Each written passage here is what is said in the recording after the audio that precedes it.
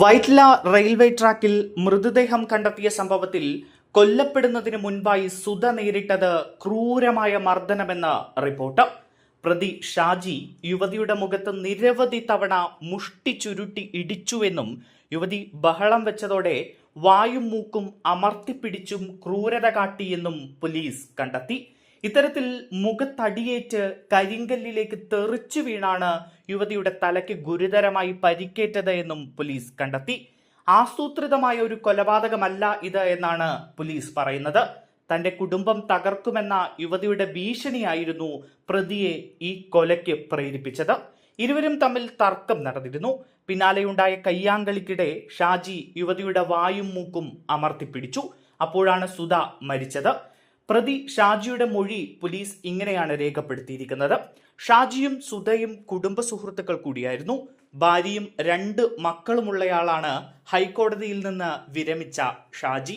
ഇയാൾക്ക് സുധയുടെ കുടുംബവുമായി ഏറെക്കാലമായി അടുത്ത ബന്ധമുണ്ടായിരുന്നു.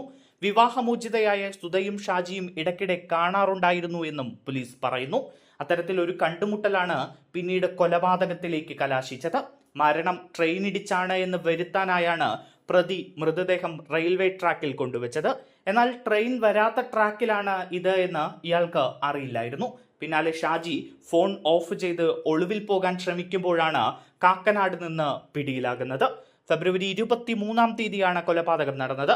കഴിഞ്ഞ ദിവസം പുലർച്ചെ 3 മണിയോടെയാണ് യുവതിയുടെ മൃതദേഹം കണ്ടെത്തിയത്. അമൃത എക്സ്പ്രസിന്റെ ലോക്കോ പൈലറ്റാണ് മൃതദേഹം ആദ്യം കണ്ടത്. പിന്നാലെ ലോക്കോ പൈലറ്റ് ആദ്യം റെയിൽവേയിലും തുടർന്ന് പോലീസിലും വിവരമറിയിച്ചു. മൃതദേഹത്തിൽ മുറിവുകൾ കണ്ടെത്തിയതോടെ പോലീസ് ആത്മഹത്യാ സാധ്യത തള്ളിയിരുന്നു. മൃതശരീരത്തിന്റെ തല ട്രാക്കിനോട് ചേർന്നും ശരീരഭാഗങ്ങൾ പുറത്തുമായാണ് കണ്ടെത്തിയത്. സ്ത്രീയുടെ മുഖത്തടക്കം പാടുകൾ ഉണ്ടായെങ്കിലും ട്രെയിൻ ഇടിച്ച രീതിയിലുള്ള പരിക്കുകളൊന്നും ഉണ്ടായിരുന്നില്ല. ഇതായിരുന്നു കൊലപാതകമാണ് എന്ന് പോലീസ് സംശയിക്കാനിടയായ കാരണം.